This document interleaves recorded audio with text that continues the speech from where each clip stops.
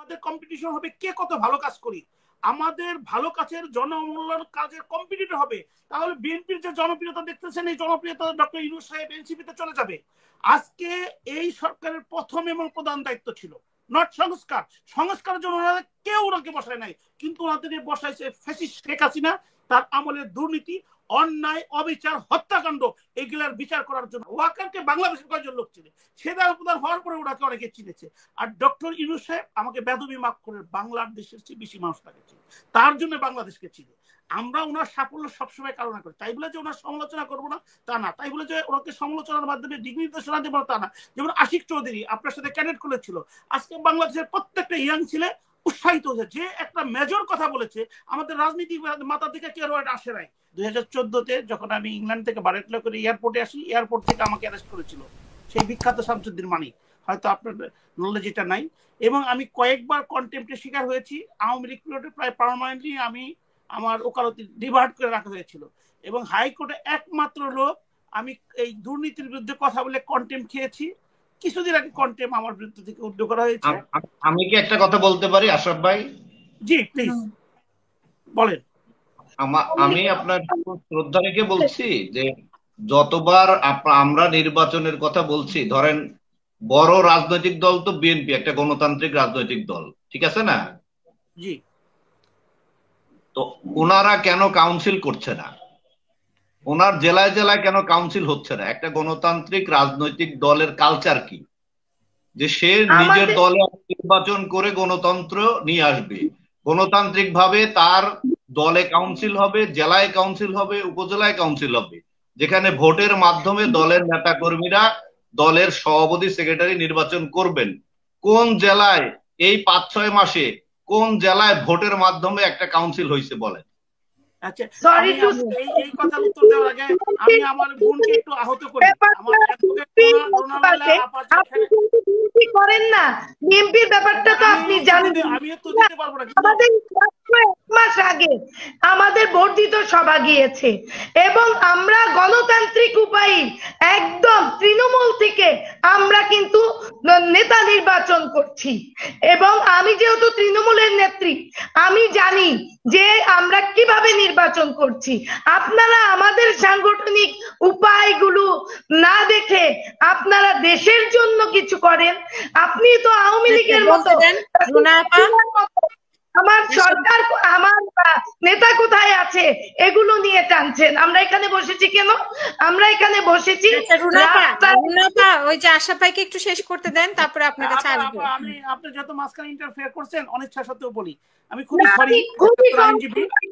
না আবার একটু বলি, আপনি আমাদের সরকার, আমরা কিন্তু প্রথম থেকেই এই ডক্টর ইউনূসের সরকারকে সর্বোচ্চ সহযোগিতা করেছি, যেখানে বৈষম্য বিরোধী ছাত্ররা আমাদের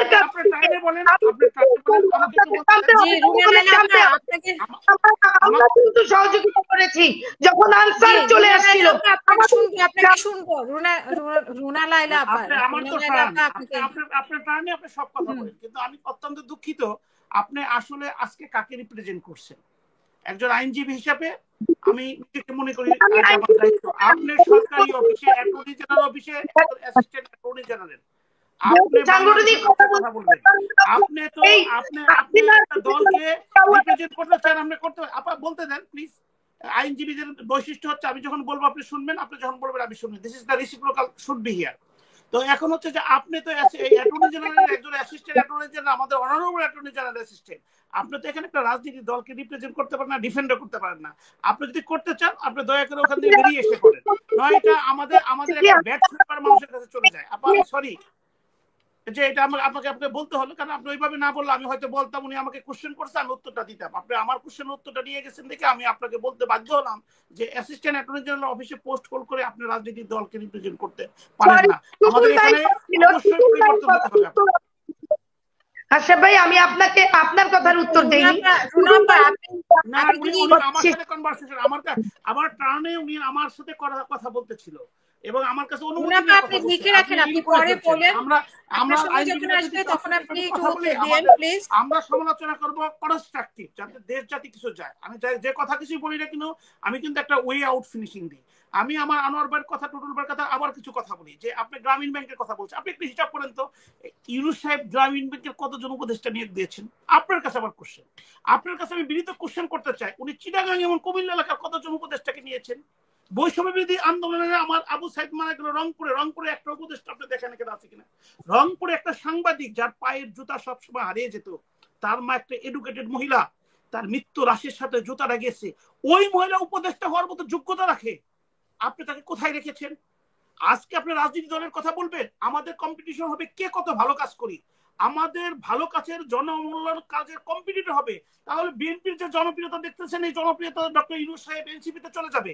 আজকে এই সরকারের প্রথম এবং প্রধান দায়িত্ব ছিল নট সংস্কার, সংস্কারের জন্য ওনারা কেউ ওনাকে বসায় নাই, কিন্তু ওনাদের বসাইছে ফ্যাসিস্ট শেখ হাসিনা, তার আমলের দুর্নীতি, অন্যায়, অবিচার, হত্যাকাণ্ড, এগুলার বিচার করার জন্য ওনারা কোনো এক্সপেডিশিয়াস কোনো ইস্যু নিয়েছেন, কোনো প্রোগ্রাম নিয়েছেন? যদি দিত 3 মাসের মধ্যে অন্তত পক্ষে 500 জন আওয়ামী লীগের এমপি, মন্ত্রী, নেতা এবং ইউনিয়ন পর্যায়ে যদি আওয়ামী লীগের যারা পোস্ট হোল্ড করছে, তারাও দুর্নীতি করছে, তাদের কোনো অলরেডি সেখানে উপস্থিত করতে পারতো। আজ পর্যন্ত একটা দুর্নীতির চার্জশিট দেওয়া হয়নি। হোয়ারএস আজ থেকে যে ফকিরউদ্দিন মঈনুদ্দিনের কথা বলবেন, তখন কত বড় বড় রাঘব বিয়ালদেরকে ধরছেন। আপনি জনগণকে যদি বেদের মেয়ে দুষ্টান মতো আপনি যদি আয়নাবাজি করতে চান, তারা হবে না। আমাদের মতো লোক কিন্তু এখানে আছে। আমি আপনাকে চ্যালেঞ্জ করে বললাম, আমি রাজনীতি করি 100% সৎ হয়ে, এই দেশের জন্য আমি সৎ। আমারও কিন্তু অসতের অনেক লোভ আছে, আমারও কিন্তু ব্যক্তিগত চরিত্রে অনেকের দিকে তাকাইলে ভালো লাগে, আমি মাথা নিচা করি যে না, আমাকে মানুষ সমালোচনা করবে, আমাকে মানুষ এই সমালোচনার থেকে বেরিয়ে আসতে হবে। আমি অনেক সময় সত্য কথা বলতে চাই না, কিন্তু আমাকে বাধ্য হয় যে আমাকে বলতে হবে, আদারওয়াইজ সবাই ভিক্টিমাইজ হবে। আরেকটি কথা বলি, আপনি জানলে খুশি হবেন, করোনা আমলে কোনো বার কাউন্সিলের পরীক্ষা হয় না হাইকোর্টের। আমি এবং সৈয়দ মামুন মাও সাহেব ব্যক্তিগত টাকা দিয়ে, তখন আমার ভাইনা ক্যান্সার ছিল, এই বইটা সাহেব আমি আইনজীবীদেরকে ট্রেনিং দিয়েছি। এইখানে মাইনুল ইসলাম চৌধুরী সাহেব, উনি এই ট্রেনিং এর মেন মেন্টর ছিল, সবখানে দায়িত্ব পালন করে, দেশের পথে পালন করে। এখন আপনার প্রশ্নের কথাটা হচ্ছে যে ডক্টর ইউনূস সাহেব সারা, আমি কর্নেল সাহেবের কথার উত্তর বলছি, যে উনি ওয়াকারের সাথে কখনোই আসেন না। ওয়াকারকে বাংলাদেশের কয়েকজন লোক চিনে, সেদার প্রধান হওয়ার পরে ওনাকে অনেকে চিনেছে। আর ডক্টর ইউনূস সাহেব আমাকে বেদবি মাফ করে বাংলাদেশের চেয়ে বেশি মানুষ তাকে চিনে, তার জন্য বাংলাদেশকে চিনে। আমরা ওনার সাফল্য সবসময় কারণা করি, তাই বলে যে ওনার সমালোচনা করবো না তা না, তাই বলে যে ওনাকে সমালোচনার মাধ্যমে দিক নির্দেশনা দেবো তা না। যেমন আশিক চৌধুরী আপনার সাথে ক্যাডেট করেছিল, আজকে বাংলাদেশের প্রত্যেকটা ইয়াং ছেলে উৎসাহিত হয়েছে, যে একটা মেজর কথা বলেছে, আমাদের রাজনীতি মাথা থেকে কেউ এটা আসে নাই, যে বাংলাদেশের অর্ডিন্যান্স কোম্পানিগুলো, যে আমাদের বড় বড় ট্যাঙ্ক এগুলো তৈরি করার দরকার নাই, কিন্তু আমরা স্মল স্কেলের পার্টস গুলো তৈরি করতে পারি, সেটার মধ্যে ইনভেস্টরকে ডাকতে পারি, সেটা আমরা বিদেশে ইম্পোর্টও করতে পারি এবং বিভিন্ন কোম্পানির সাথে আসতে পারি। এই যে একটা আইডিয়া, এটা আমাদের কোন নেতাদের কাছে কখনোই আসে নাই।